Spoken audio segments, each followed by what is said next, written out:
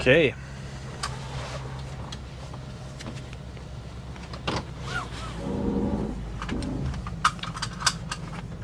Yeah, it definitely feels high up. Like Yeah. I feel like I'm sitting in a, I don't know, an earth roamer. You get used to it quick though. Like is after probably by the time you get home this afternoon, you get used to the size almost immediately. Yeah. They really do. Like when I drive them around, especially these smaller ones that have a shorter wheelbase, Yep. I forget that I'm in a motorhome sometimes.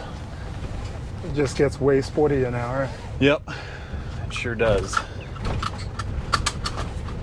All right, so we'll pretend like we're on the trail here and we're getting ready to go into four-wheel drive. Okay. So what we're gonna do, we'll probably hop out a little bit. So we're getting to where we need to go. It's started snowing, whatever. We're in the situation, need to drop it in four-wheel drive. First thing I do, slide it back one, then we're gonna get out.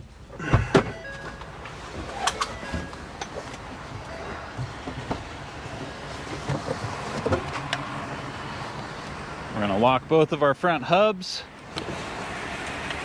just like that. And that's it. That's all we need to do out here, so we'll just hop back inside, and I'll show you from there. You did lock both sides, right? I sure did, yep. Okay. Yep, I got the other side. All right. Okay, so we are in four-wheel drive now.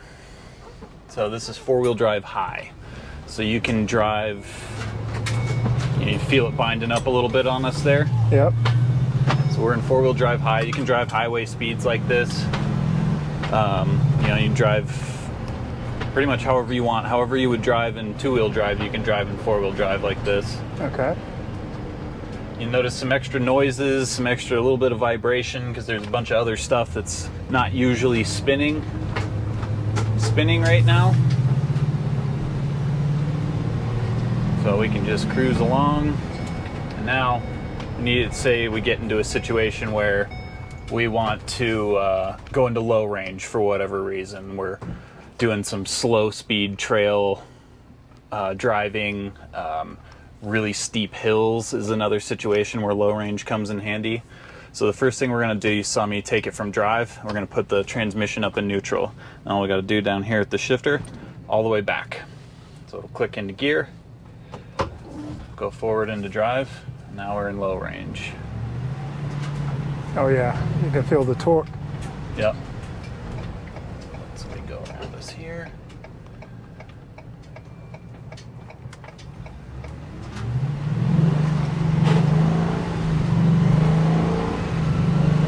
Wow. That's 20 miles an hour and we're in sixth gear. It just feels so powerful. Yeah, it does. Yep.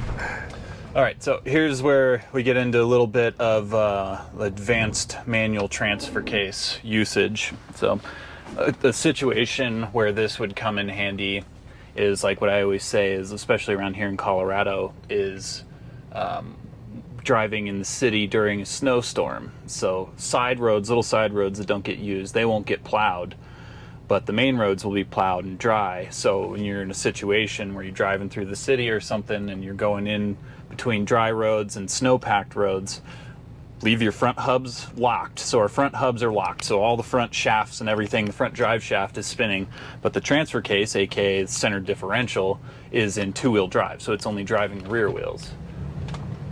So drop it back into drive here. So now we're in two-wheel drive, but the front hubs are locked and everything is spinning. Okay. Together at the same time. Now what we can do is we're moving right now. As long as you're in relatively a straight line and all of the tires are spinning, you can just grab the transfer case handle, slide it back into four, and now we're in four-wheel drive. Okay. And then we're back off the snow, slide it back up into two-wheel drive.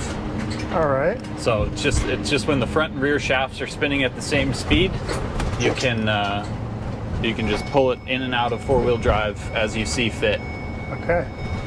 So what would you say to somebody who's about to take a trip and they're going to be in the mountains, it's going to be snowing or not snowing, they don't want to stop on the interstate to lock their hubs? Right, I would just leave the front hubs locked. Okay. Like if you're in a snowstorm situation, just leave the front hubs locked. It's not hurting anything. Okay. So if you were to you know, you drive it one day, it's snowing, and then you get to your destination, you forget to unlock those front hubs, and you're just driving like that daily. You discover it after 8 weeks. Yeah. Totally fine. It's not the end of the world. It's definitely not ideal because there's stuff up there spinning. It just causes like some premature wear on the axle seals. Okay. I wouldn't make a habit out of it, but if you do it once or twice, it's definitely not going to hurt anything. Okay. But I mean, half the trucks on the market these days are basically kind of like a full-time locked hub in the front where everything's spinning anyway, so it's probably okay. Okay. So what about you don't lock the front, the hubs, right? And you put it into four-wheel drive in here. Yeah, so basically what that's going to be, what that's going to do, so that's kind of another pseudo-advanced technique for manual transfer case driving, and I find myself using it a lot actually, is low range two-wheel drive. So you're in a situation where you're going up and down some big steep hills. Like I find myself doing this out in Moab a lot, where it's, you know, we drive out there after work at 6 o'clock and, you know, you're getting to a campsite at 3 a.m. You don't necessarily want to get out and lock your hubs. You're tired, you just want to get to camp, but you need that low range to pull yourself up a slow speed steep hill. I just drop it down into low range and then use that extra gear reduction to get me up that hill and not even worry about locking the front hubs.